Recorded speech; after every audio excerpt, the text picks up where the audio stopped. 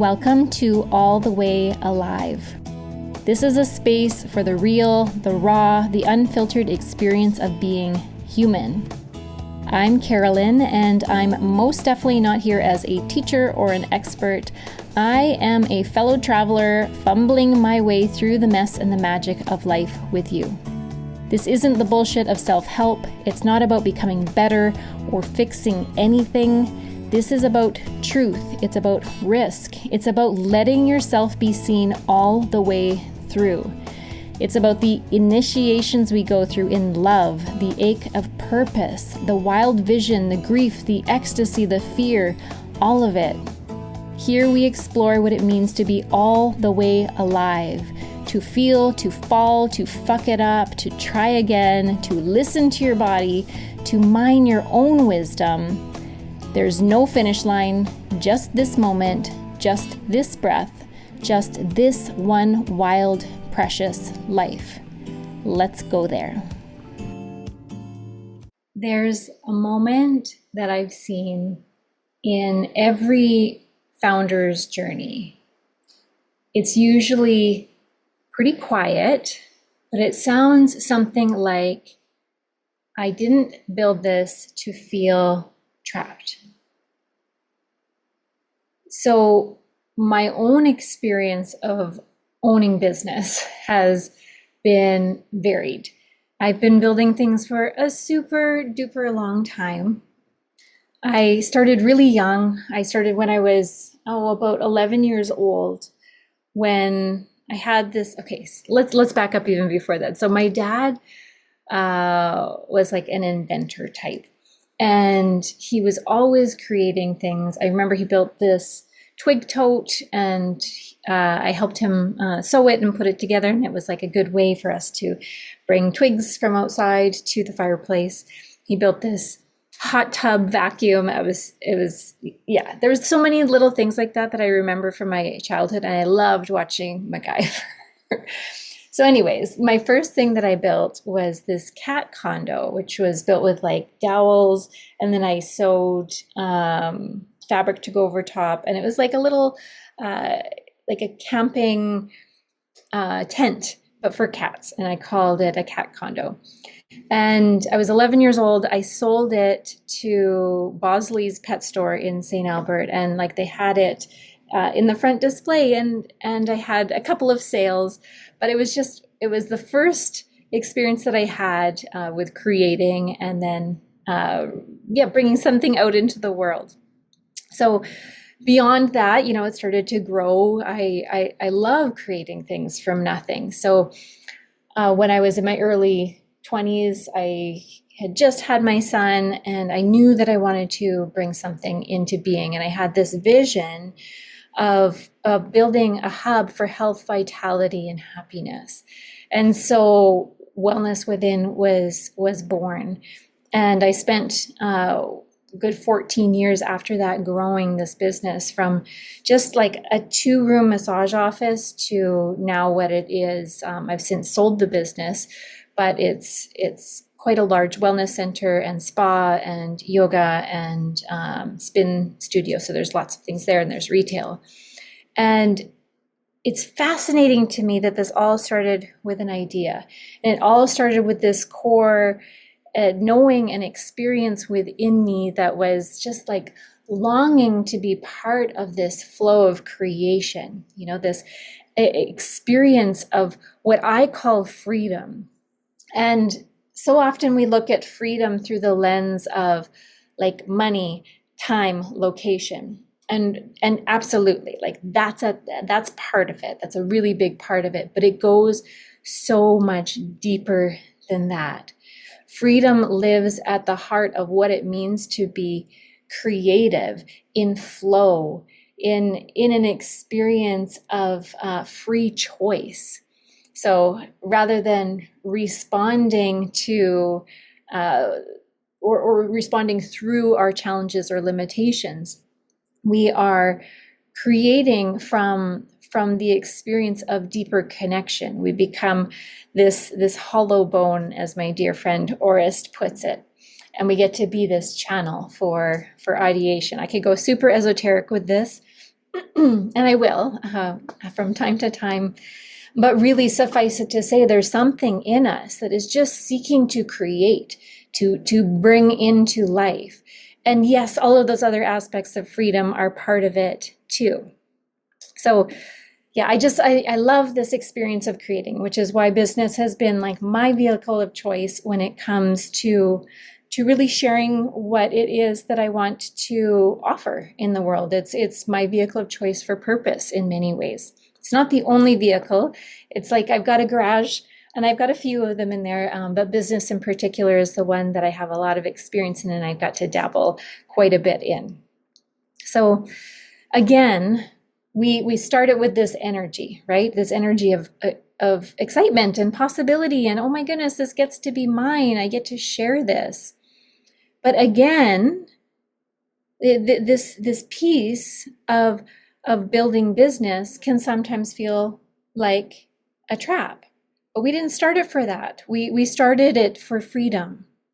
So over time, we build this business, and if it sustains past any length of time, like a few months even, we tend to shift from this builder role that we began in, this place of, architecting the initial pieces of it. It's almost like we've built the blueprint of what it could be, and we've done the initial stages of getting it up and running. And then we move into this operator role, where we are spending our time with clients or our team. We're in responsibility. We're responding to emails. It's this subtle shift that happens that moves you from that kind of initial visionary stage, that starter stage, into a place where more people are relying on you. There's a lot more moving parts that are happening in your business, and there's less space for creativity, for flow, for freedom. And it doesn't have to be that way, but that just tends to be the kind of flow of starting a business and growing it. And I can share this for myself. A big part of Wellness Within and growing that business in particular that was challenging for me is, I moved out of that initial stage of growing, of starting, and into the place where it felt like everything was on my shoulders. And I don't look on it as a negative. It was one of the experiences in my life that actually helped to shape me. And it created a lot of coping mechanisms that I'm kind of unlearning and unwinding now that I've moved into the architecting stage, which we'll get to.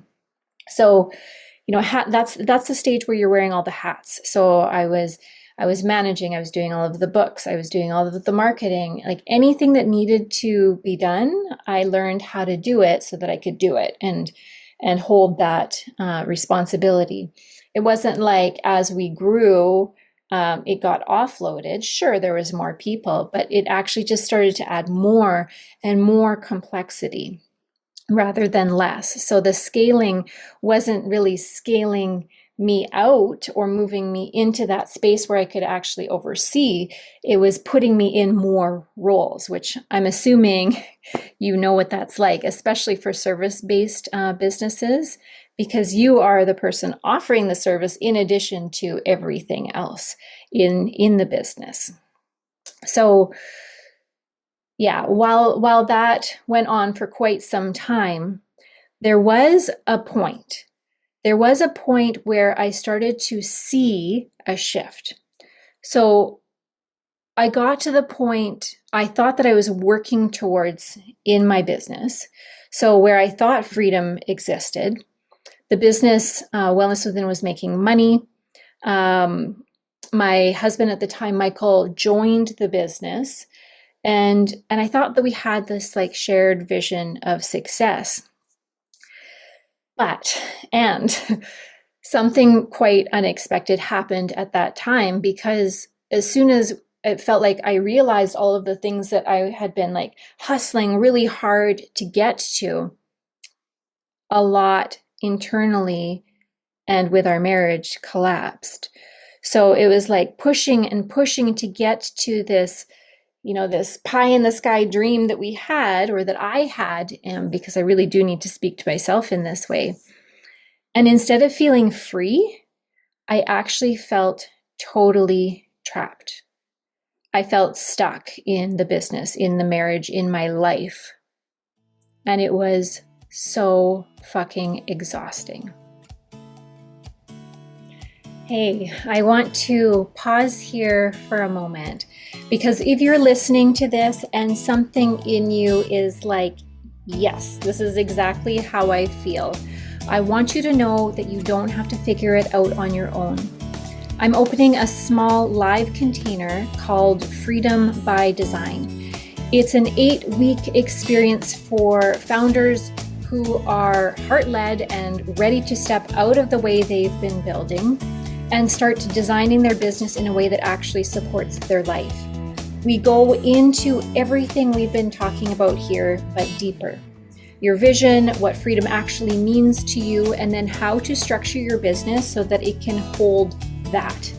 We meet live each week, and there's space for real conversation, real reflection, and actual redesign. So it's not all mental, it's not all being in that space of heart.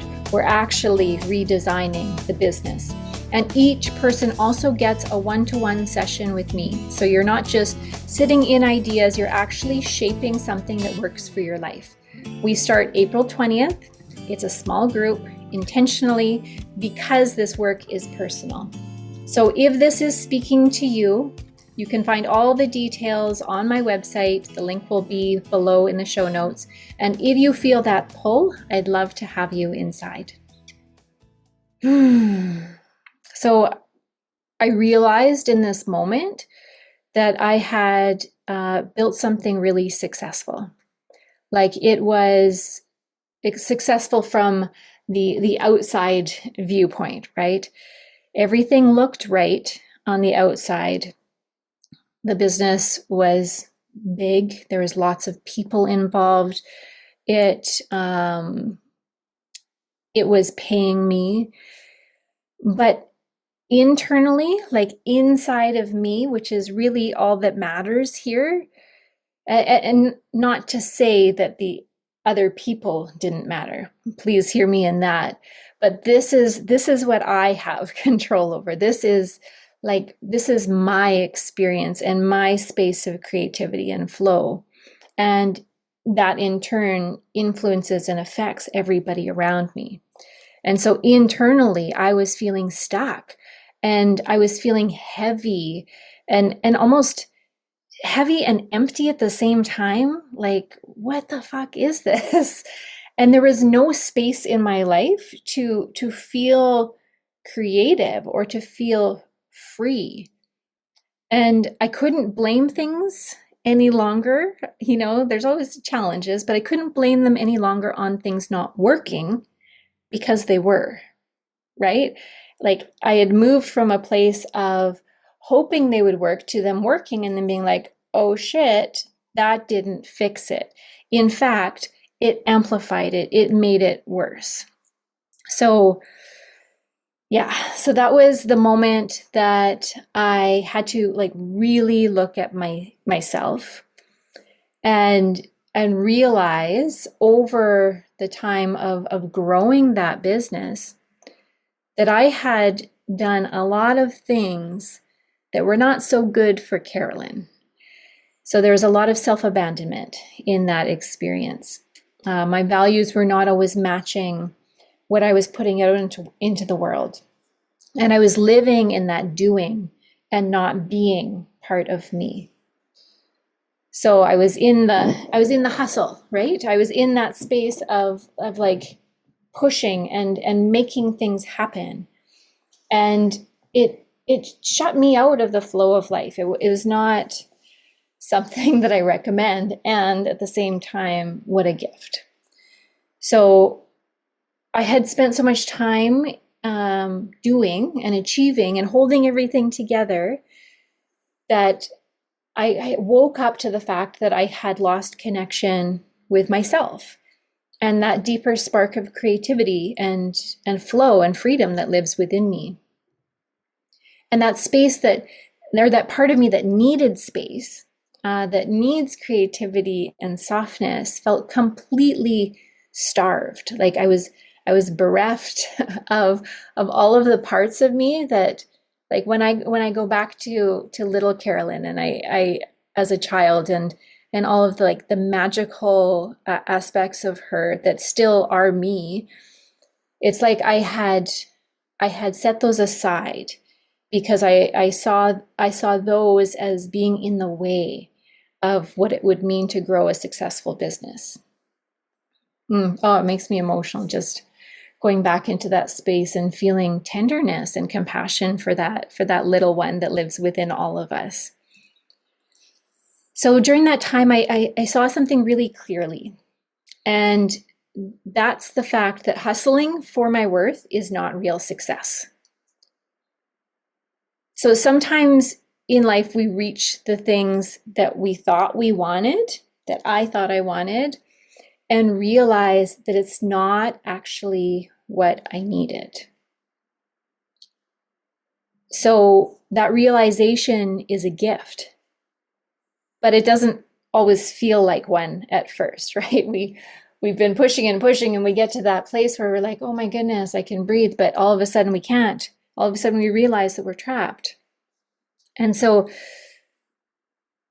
yeah, and since I've realized this, I know, and I've spoken to so many founders over the years since then, through business coaching and starting other ventures and connecting with community. And I've realized that this is not just my story. So founders that have experienced this, who are capable, like me, who have built something real, they end up feeling that same tension. So from the outside, it looks like it's working, but inside something just doesn't feel right. And in that moment, it's hard. We can either kind of shut off and just plow through and just keep going as we've been going. But the people that I work with are quite highly attuned and intuitive and heart-led in their mission and in their business. So yeah, in that moment, like when we hit that moment, we usually do one of two things. So we either push, so we try to fix it by doing more. We keep like trying to fit this really rigid structure into this experience of freedom, right? It doesn't seem to work. And that's because that's what we've been taught. We kind of utilize that. This is what we've been taught, so this is what we're going to do. Or path 2 is redesign. So what if instead of pushing, we actually paused? What if we took a step back and then we asked a different question? What if we asked the question, what if the business itself isn't designed for the life that I want? Okay, let me say that again. What if the business itself, so the business that I created, that I built, that I put so much of my heart and energy and time into, what if it isn't actually designed for the life that I want? Like that I can feel it viscerally, like somatically in my body right now. It feels like this tightness and this opening at the same time. So that question for me is what led me into what I am now calling freedom architecture.